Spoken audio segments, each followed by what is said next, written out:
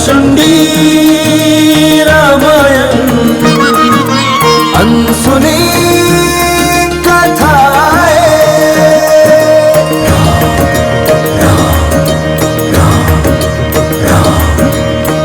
मंगल पावन सरस सुहावन काक भुशुंडी की रामायण दुविधा शंका दोष मिटाती मर्यादा का पाठ पढ़ाती। राम रघुपति राम राघव राम राजा राम, राम रघुपति राम राघव राम राजा राम। जय श्री राम जय श्री राम जय श्री राम जय श्री राम जय श्री राम जय श्री राम जय श्री राम जय श्री राम। महाराज ये बहेलिया है। इसका अपराध क्या है महामंत्री सुमन? अयोध्या में शब्द भेदी बांध चलाना वर्जित है और उसने फिर भी शब्द भेदी बांध चलाया।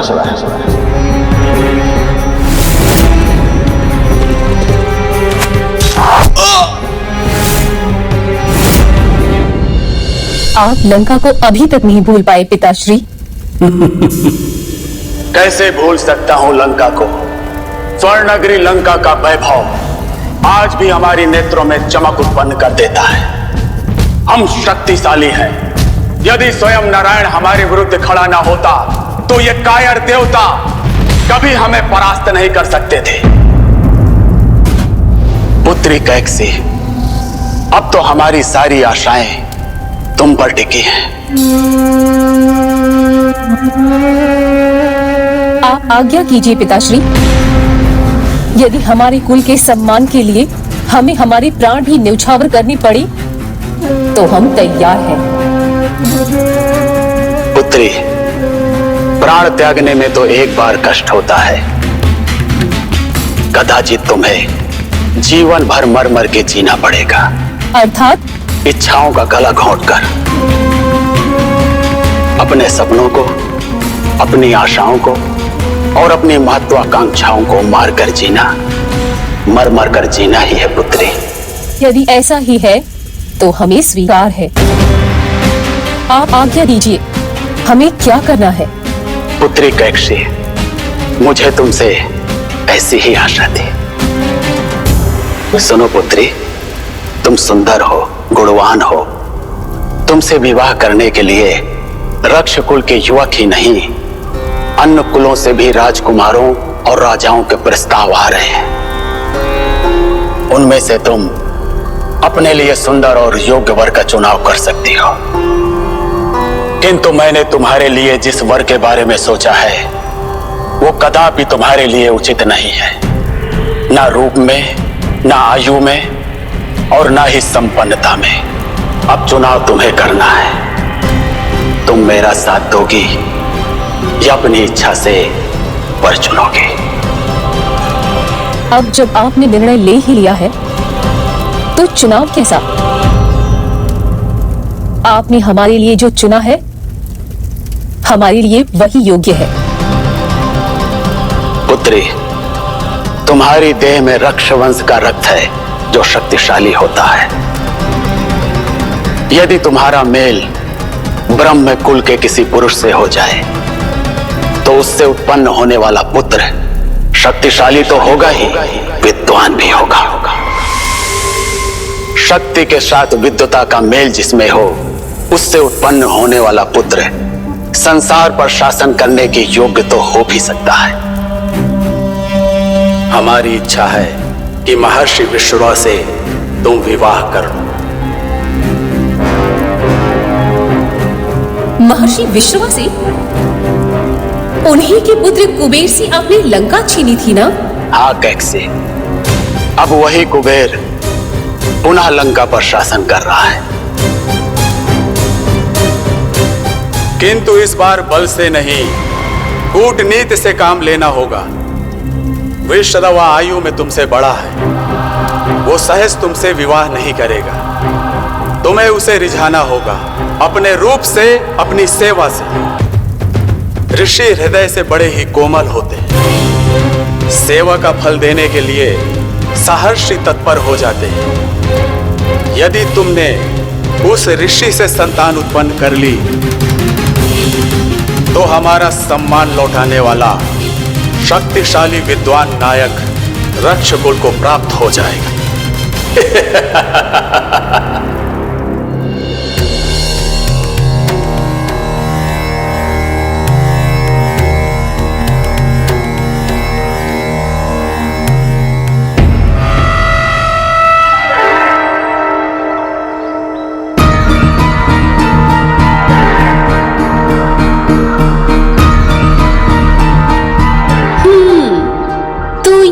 है ऋषि विश्रवा, इन्हें तो मैं मना ही लूंगी।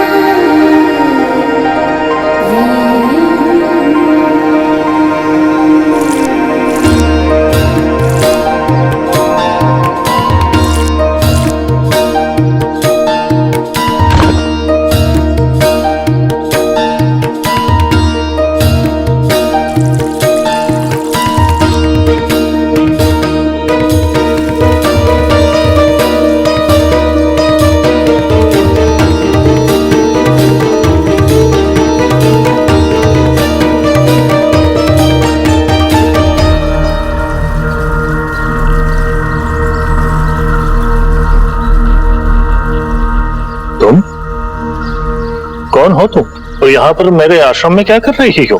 मैं कैकसी रक्षकुल से हूँ। मैं सोमाली जी मेरे पिता हैं। मैं आपसे विवाह करना चाहती हूँ। असंभव, मेरा विवाह हो चुका है। मुझे ज्ञात है कि आप विवाहित हैं, किंतु मैंने आपको पति रूप में स्वीकार कर लिया है। एक स्त्री अपने पति का वरण एक बार ही करती है। मेरी प्रणय निवेदन को स्वीकार कीजिए। मैं अपनी पत्नी से बहुत प्रेम करता हूँ। उनके अतिरिक्त किसी अन्य के साथ रहना मुझे स्वीकार नहीं है। प्रेम तो मैंने भी आपसे सच्चा किया है स्वामी, और सच्चे प्रेम से पत्थर हृदय भी पिघल जाते हैं। मैं यहीं रहकर आपके चरणों की सेवा करते हुए अपना संपूर्ण जीवन बिता दूंगी, किंतु किसी अन्य से विवाह नहीं करूंगी। जब जीवन आपके साथ बिताने की ठान ही ली है, तो मृत्यु भी आप ही के चरणों में होगी स्वामी।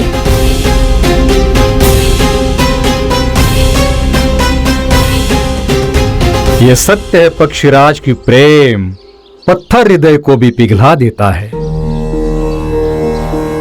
कैकसी महीनों विश्रवा की सेवा करती रही।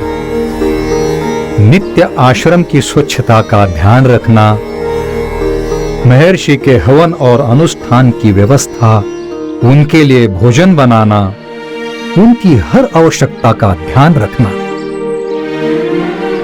धीरे धीरे विश्रवा का झुकाव कैकसी की ओर होने लगा और अंततः उन्होंने कैकसी से विवाह कर लिया। कैकसी, तुम्हारे सेवा भाव ने मेरे भीतर प्रेम उत्पन्न कर दिया है, किंतु मैं जानना चाहता हूं कि तुमने मुझ में ऐसा क्या देखा जो तुम मुझसे प्रेम कर बैठी।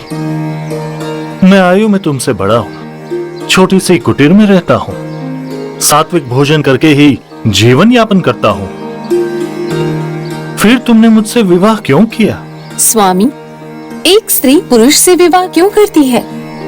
उनके जैसी संतान पाने के लिए।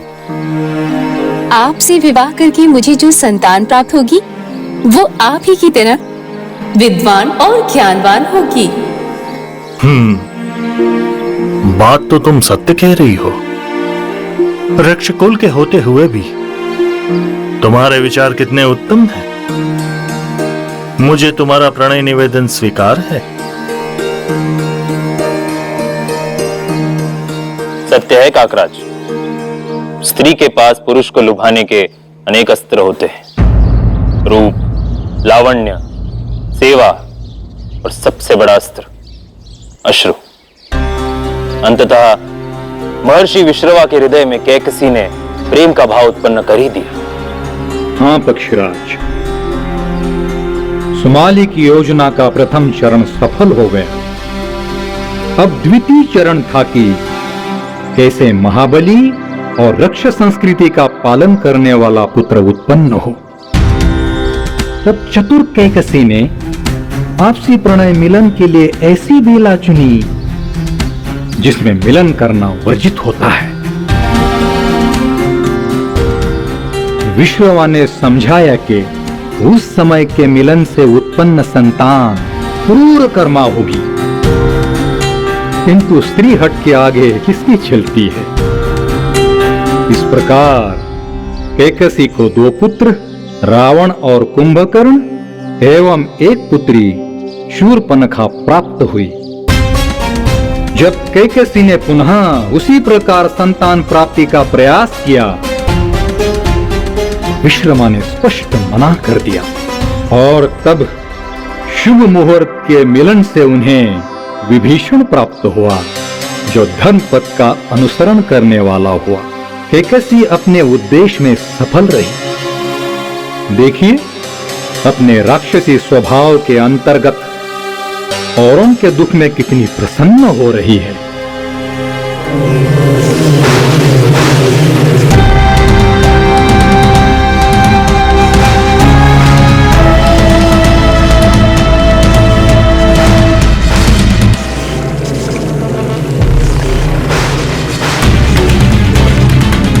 सुंदर, अति सुंदर। दशानन, तुमने उचित किया, उस शापित रक्त कुंभ को मिथिलांचल की भूमि में गाड़ दिया। ऋषियों के श्राप ने अपना प्रकोप दिखाना आरंभ कर दिया है दशानन। अकाल की स्थिति उत्पन्न हो गई है जनक के राज्य में, और हमारा परम शत्रु जनक भी जान नहीं पाएगा कि यह क्या हुआ है। मिथिलावासी जल के अभाव में त्राही त्राही कर उठेंगे। शनैः शनैः विनाश हो जाएगा उस जनक के राज्य का, और हम बिना युद्ध किए ही उस पर विजय प्राप्त कर लेंगे।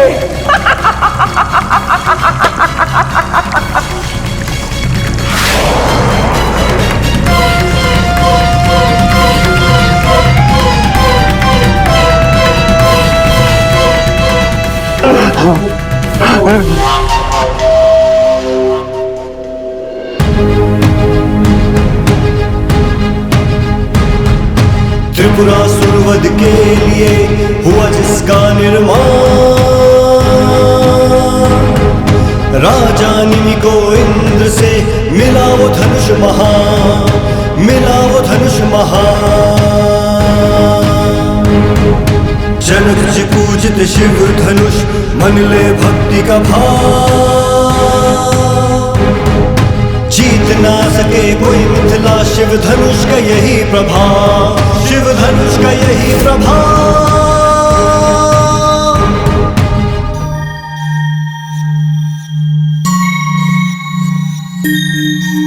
राम भैया। आयुष्मान भव। कहो कुछ ध्वज, कैसे आना हुआ? कोई विशेष प्रयोजन? भैया, हमारे राज्य में एकाएक न जाने कैसी आपदा आ गई है। भीषण अकाल पड़ गया है। नदियां, झरने, यहाँ तक कि जल के सारे स्रोत सूख गए हैं। वृक्ष उजड़ने लगे हैं। भूमि फट रही है। प्रजा त्राहिमाम कर रही है। शीघ्र ही कोई उपाय नहीं किया गया तो बड़ा अनर्थ हो जाएगा। कुशध्वज जी, हमारे राज्य की प्रजा के लिए अन्न का भंडार खोल दिया जाए। पीने योग्य जल के आवंटन की व्यवस्था पड़ोसी राज्य से करवाइए और जोर से ग्रस्त प्रजा का उपचार हमारे राज्य की ओर से करवाइए। सभी ग्राम प्रधानों को सूचित कीजिए कि वो कृषकों से कर ना ले। जो आज्ञा भैया। प्रणाम।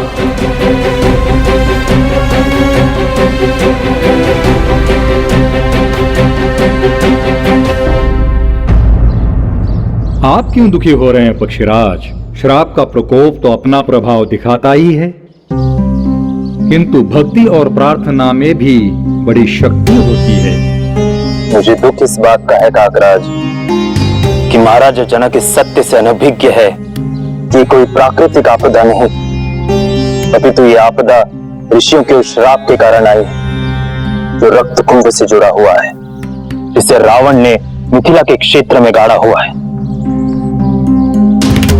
श्राप में बड़ी शक्ति होती है काकराज। सत्य है पक्षराज। जिस प्रकार ऋषियों के श्राप का प्रभाव आप मिथिला में देख रहे हैं, उसी प्रकार की स्थिति अयोध्या में भी श्राप के कारण है। अयोध्या में श्राप? कैसा श्राप? किसने दिया श्राप? आपको स्मरण है न पक्षराज, अयोध्या की राजसभा में एक बहेलिया की अपराध की चर्चा हो रही थी। हाँ, स्मरण है मुझे। उसने शब्द भेदी बाण चलाया था। हाँ, स्मरण है मुझे। शब्द भेदी बाण चलाना धनुर्विद्या की एक कला है। केवल उत्तम धनुर्धर ही ऐसा कर पाते हैं। किंतु अयोध्या में शब्द भेदी बाण चलाना वर्जित कर दिया गया था, इसलिए बहेलियों को अपराधी मानकर राजसभा में लाया गया था।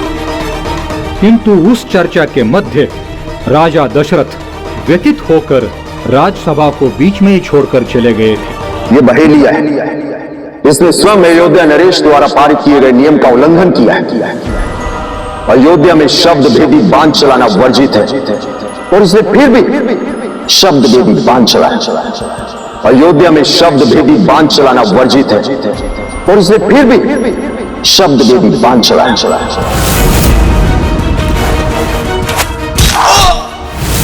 आपने एक बाण से एक नहीं 3 प्राण हारे हैं। अंधे वृद्ध माता पिता कुछ ना कर सके, किंतु तुम्हारे पास सब कुछ होते हुए भी कुछ नहीं कर पाओगे। ये हमारा श्राप है तुम्हें। हमारी भांति तुम भी अपने पुत्र के वियोग में प्राण त्यागोगे। ये एक अंधे लाचार पिता का श्राप है तुम्हें। ये हमारा श्राप है तुम्हें। हमारी भांति तुम भी अपने पुत्र के वियोग में प्राण त्यागोगे।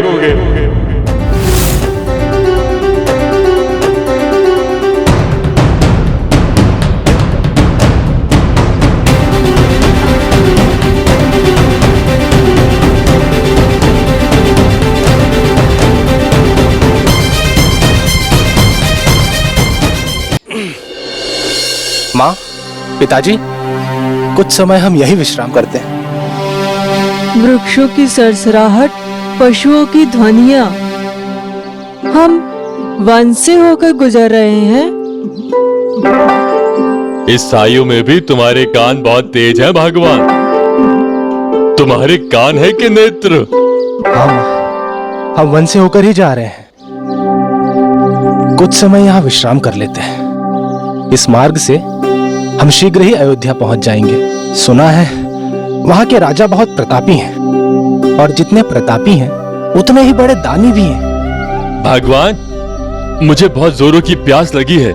अपने पात्र में देखो जल हो तो मुझे एक घुट पिला दो। प्यास तो मुझे भी लगी है, पर हिंसक पशुओं के डर से मेरी प्यास और भूख दोनों चले गए हैं, और इस पात्र में जल भी समाप्त हो गया है। माँ, पिताजी, मुझे यहाँ के वातावरण में जल की सुगंध आ रही है। अवश्य ही आसपास कोई नदी या सरोवर है। मैं वहाँ से जल लेकर आता हूँ।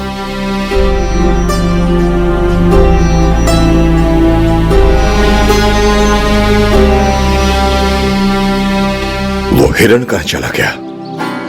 कहीं दिखाई नहीं दे रहा।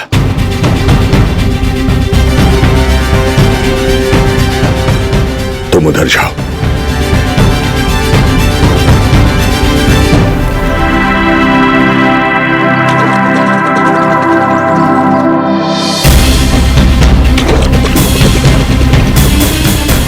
ये ध्वनि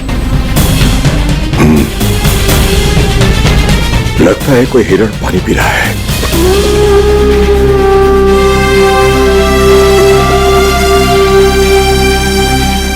पुत्र श्रवण कहाँ रह गया? बहुत देर हो गई है, मुझे उसकी चिंता हो रही है।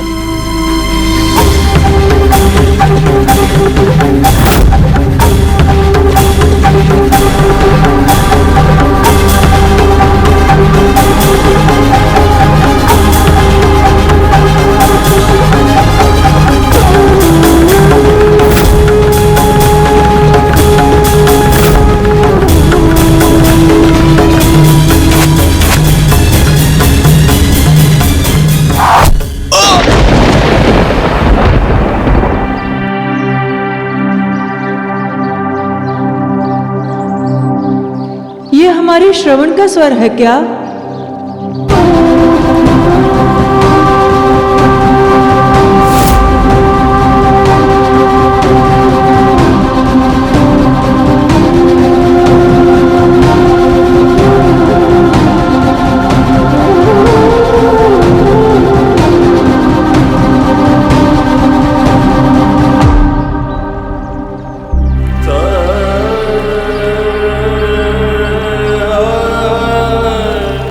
हे भगवान, ये आज मेरे हाथों क्या अनर्थ हो गया?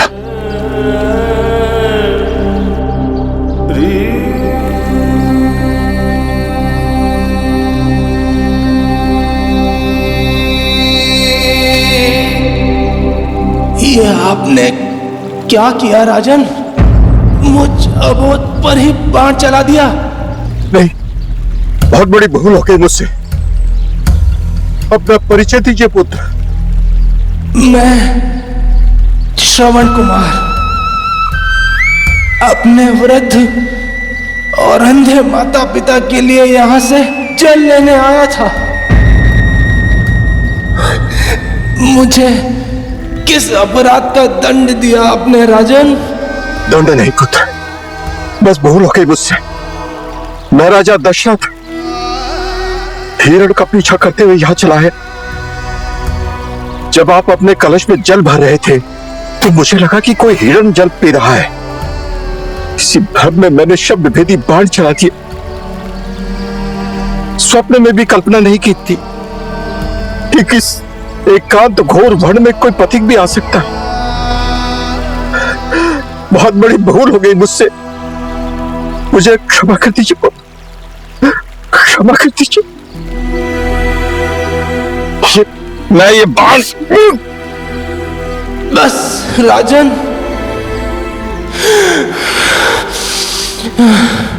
मुझे पीड़ा इस बाण से नहीं हो रही है।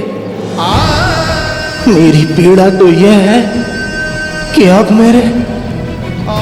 मेरे अंधे माता पिता का क्या होगा? वे प्यासे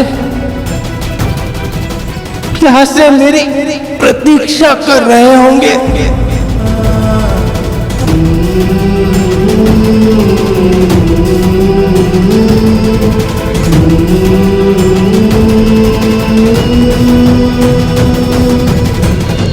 हम वृद्ध अंधे माता पिता जिनका एकमात्र आधार था श्रवण कुमार, उसका जीवन लेके आपने 3 जीवन नष्ट किए हैं। तुमने हमारे पुत्र श्रवण को मारा है ना दशरथ, ये हमारा श्राप है तुम्हें। हमारी भांति तुम भी अपने पुत्र के वियोग में प्राण त्यागोगे। ये एक अंधे लाचार पिता का श्राप है तुम्हें।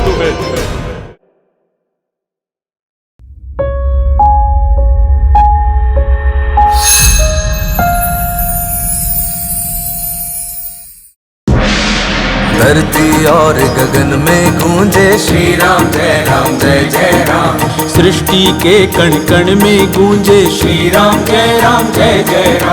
आदि यही है अंत यही है श्री राम जय राम। सीमित और अनंत यही है श्री राम जय राम।